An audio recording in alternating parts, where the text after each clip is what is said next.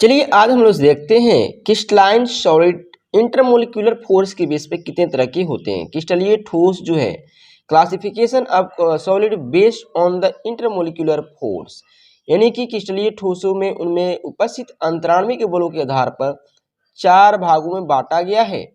पहला है धात्विक ठोस मेटालिक सॉलिड, दूसरा है आयनिक ठोस आयनिक सॉलिड, तीसरा है सहसंयोजक ठोस या नेटवर्क ठोस कोवैलेंट नेटवर्क सॉलिड, चौथा है आणविक ठोस मोलिक्यूलर सॉलिड। तो हम लोग एक एक करके देखेंगे कि धात्विक ठोस क्या है।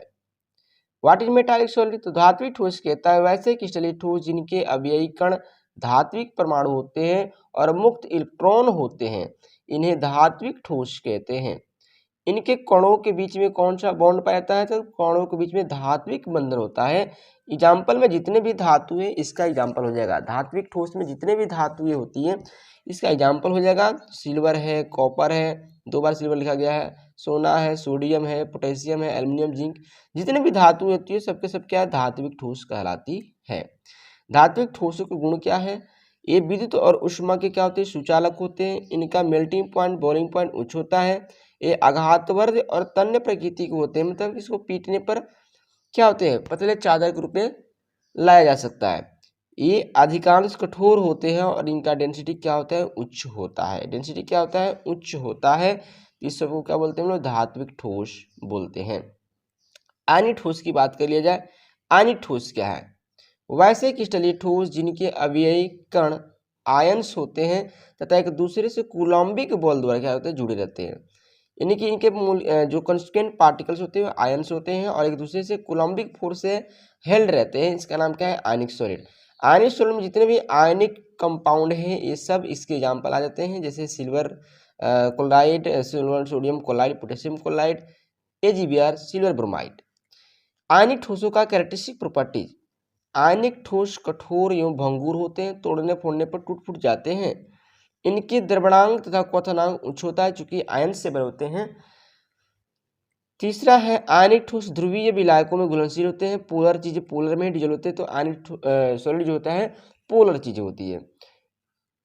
चौथा है एक गलित अवस्था या जलीय विलीन की अवस्था में विद्युत के क्या होते हैं? सुचालक होते हैं, यानी इनसे इलेक्ट्रिसिटी पास करते हैं क्योंकि ये आयन्स होते हैं।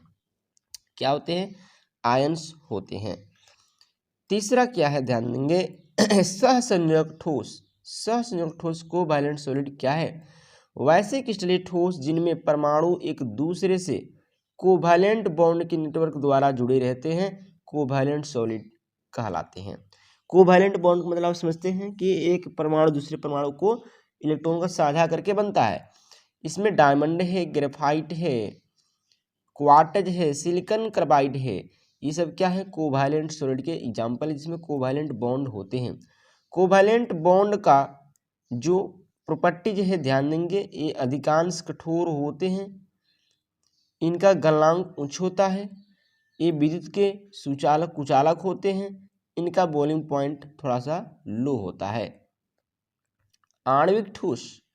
आणविक ठोस का मतलब होता है मोलिक्यूलर सॉलिड, और मोलिक्यूलर सॉलिड का मतलब होता है कि वैसे क्रिस्टलीय ठोस जिनके कंस्टिट्यूएंट पार्टिकल्स न्यूट्रल मोलिक्यूल्स होते हैं तथा एक दूसरे से वान डर वाल फोर्स द्वारा अट्रैक्ट रहते हैं, वान डर वाल फोर्स द्वारा जुड़े रहते हैं, उसको हम आणविक ठोस कहते हैं। आणविक ठोस अणु से मिलकर बना होता है, जैसे H2 अणु, क्लोरीन अणु, आयोडीन अणु, HCl, SO2, NH3, H2, etc।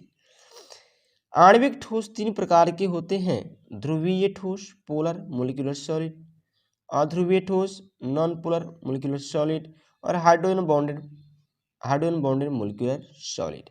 ठीक है, तो आज के लिए बस इतना ही, और अगली क्लास में लोग अगली टॉपिक लेके आएंगे। तो वीडियो अच्छा हो तो लाइक करें, और ध्यान देंगे अगर आप नोट्स लेना चाहते हैं, PDF लेना चाहते हैं तो वीडियो के डिस्क्रिप्शन बॉक्स में आपको टेलीग्राम का लिंक दिया गया है, जाके वहाँ से जुड़ सकते हैं और आपको नोट्स मिल जाएगा, या ज्वाइन बटन पर क्लिक करके भी आप लोग नोट्स ले सकते हैं। Best of luck, good bye, thank you.